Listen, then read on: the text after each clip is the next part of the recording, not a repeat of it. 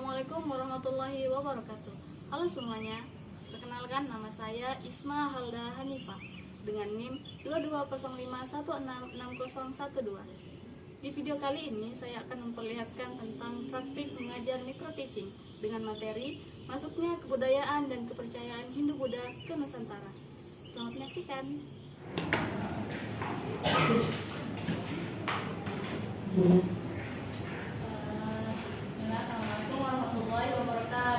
Waalaikumsalam warahmatullahi wabarakatuh. Siap semuanya. Siap, Bu. Sebelum kita mulai pembelajaran pada hari ini, baik kita untuk memulai dengan doa dulu. Silakan berdoa memperkenalkan doa dimulai.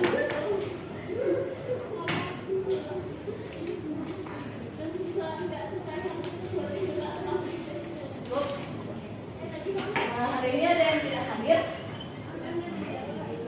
Hadir semua? Siapa yang tidak hadir? Aurora tidak hadir. Aurora mana? Sakit. Sarah? Sakit. Sarah sakit. Oke.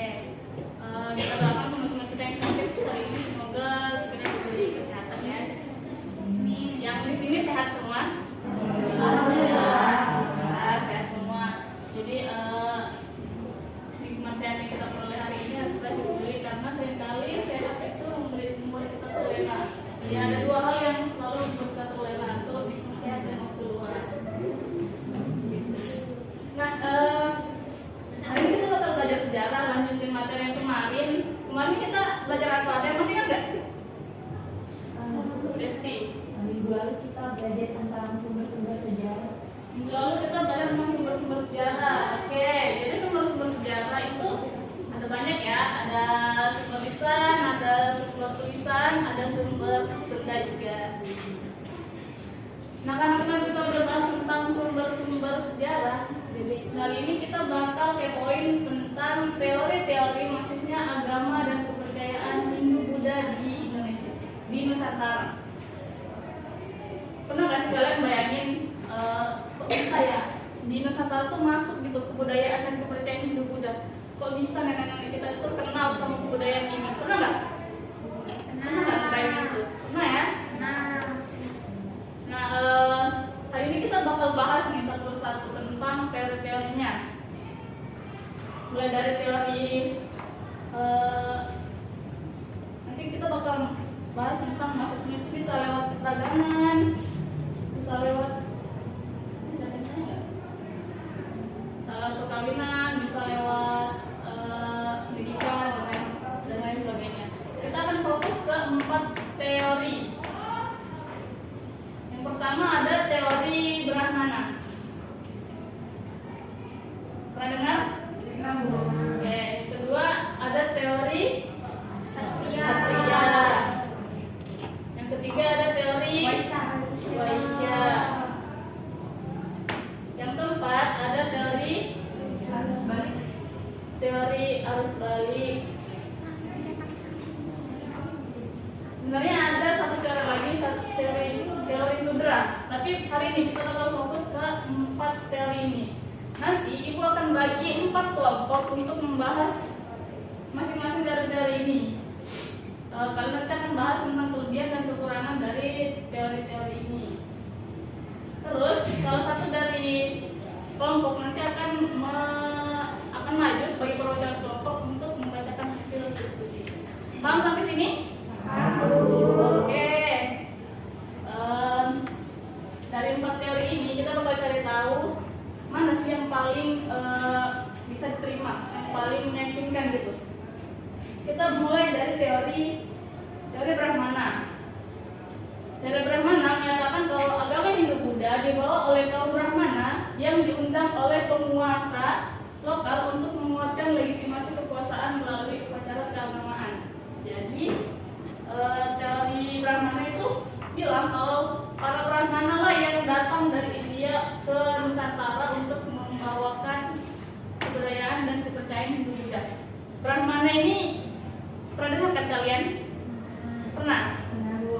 Apa Brahmana ini? Oh, kalau dalam kasta Hindu dia tuh di urutan berapa?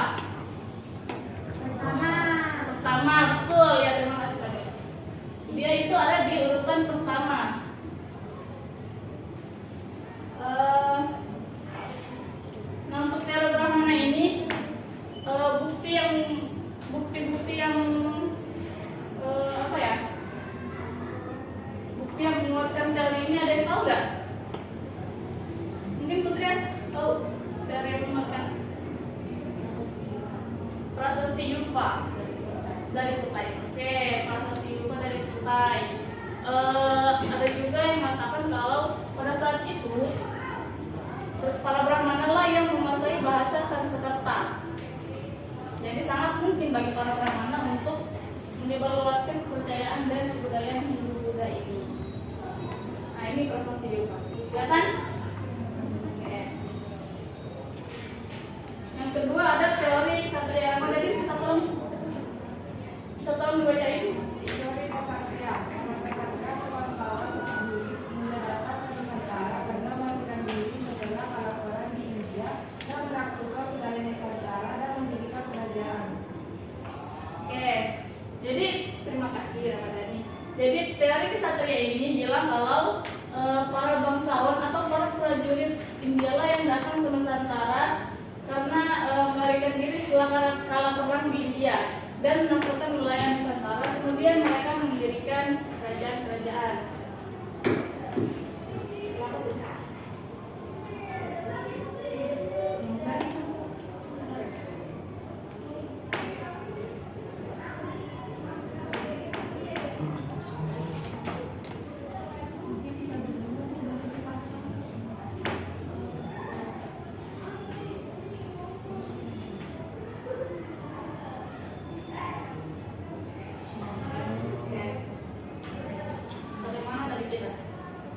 Jadi ada bukti yang menguatkan teori ini, yaitu adanya kerajaan Kutai, yang mana kerajaan ini bercorak Hindu.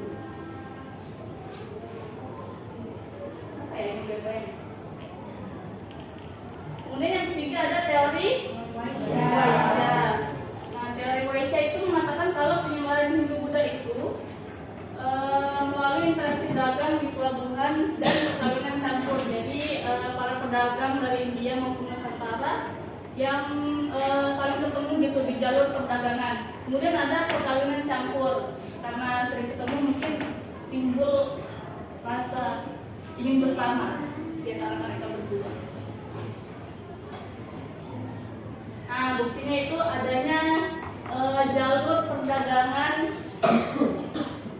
antara India dan Nusantara, yang jalur ini tuh sudah ramai sejak abad ke-1 Masehi. Lanjut ada teori arus balik. Alian bisa tolong bacain?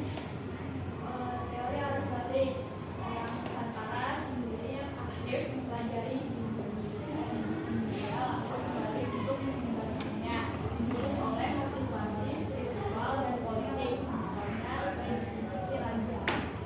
Oke, jadi teori arus balik ini bilang kalau orang Nusantara sendirilah yang pergi ke India untuk bisa menuntut ilmu, lalu mereka bertemu, kemudian mempelajari budaya dan kepercayaan Hindu-Buddha, lalu pulang kembali ke Nusantara untuk menyebarkan ini.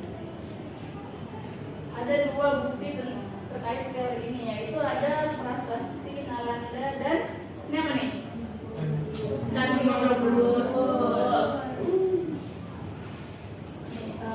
Candi Borobudur tuh jadi bukti karena dia itu coraknya punya dua unsur, yaitu unsur India dan unsur Nusantara. Nah, Elisa, apakah kedua bukti ini bisa dijadikan simbol sejarah? Sepertinya bisa, Bu. Oke, bisa ya. Kalau yang kamu ingat sumber-sumber sejarah itu apa aja sih? Oke, Ibu kasih waktu untuk berdiskusi dengan teman sebangkunya ya. Nanti Ibu akan tanya lagi. Yang lain sampai sini sudah paham? Sudah paham? Ibu tanya sekali lagi, sampai sini sudah paham? Oke, Ibu akan bagi 4 kelompok ya. Kalian akan bahas tentang kelebihan dan kekurangan dari masing-masing teori ini. Karena ini sudah 4 baris, jadi Ibu jadikan ini kelompok 1, kelompok 2, kelompok 3, dan kelompok 4. Oke? Sesuai urutannya aja ya. Kelompok 1 bakal bahas teori Brahmana, kelompok 2 bakal bahas teori Ksatria, kelompok 3 bahas teori Waisya, kelompok 4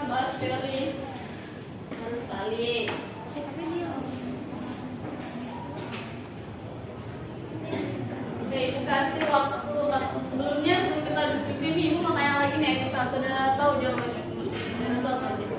Untuk diskusi saya sama aku ternyata semua saja itu berfokus adalah sesuatu yang dapat untuk memahami peristiwa di masa lampau. Nah, seperti itu berupa tulisan, benda, kisah, dan rekaman. Contohnya seperti para saksi, candi, dan dokumen-dokumen.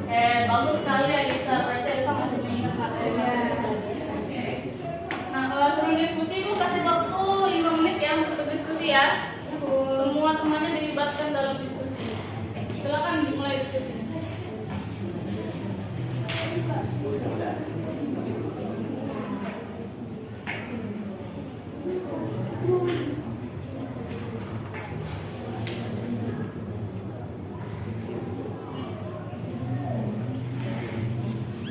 Ini kelompok ini ada kesulitan.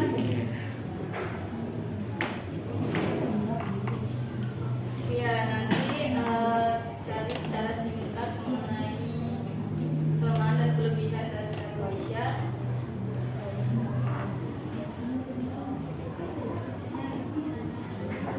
Cari secara singkat dengan satu program yang diperpakai.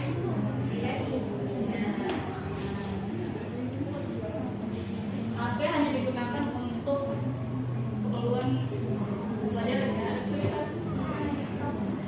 Ada ya? Ada ya? Selamat dilanjut.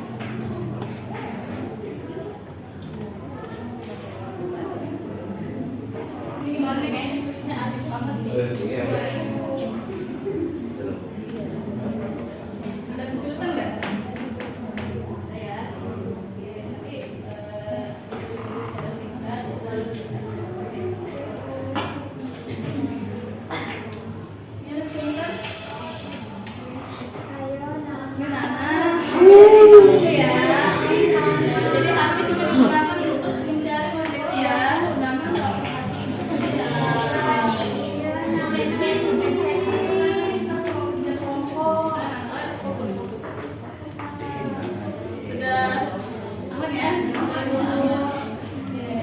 Silakan dilanjut.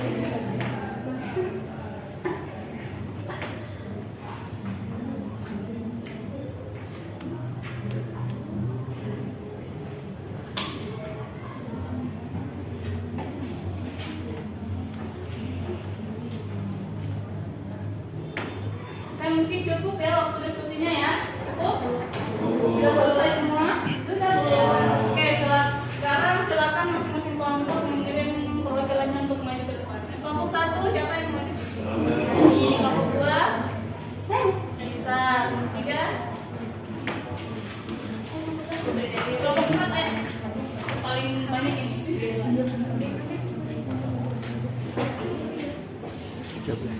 Nah, teman-teman yang lain harap mendengarkan ya. Mereka akan memaparkan hasil diskusi tentang kelebihan dan kekurangan dari masing-masing kali.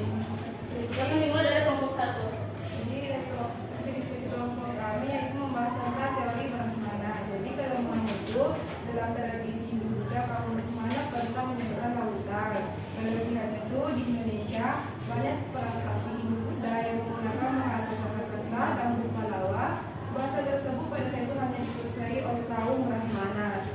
Oke, lanjut kelompok 2. Ya Bu, teori kesatria.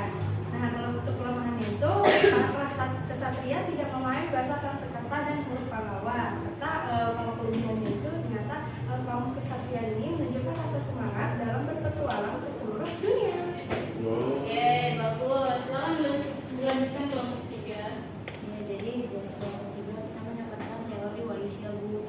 Kelemahannya itu para pedagang tidak mengerti bahasa Sanskerta dan juga huruf Pallawa. Dan kelebihannya banyak sumber daya alam atau SDA di Indonesia, dan para pedagang yang berasal dari India menyebarkan agama Hindu juga ketika berdagang. Oke, bagus sekali. Silakan dilanjut kelompok 4. Oke, kami di sini akan membahas kelemahan dan kelebihan dari teori arus balik. Jadi kelemahan dari teori ini adalah kemungkinan orang Indonesia untuk belajar agama Hindu Buddha ke India sulit, karena pada masa itu orang Indonesia masih bersifat asing. Sedangkan kelebihannya ialah ada kemungkinan para bangsawan Indonesia pergi ke India untuk belajar agama Hindu Buddha dan budaya.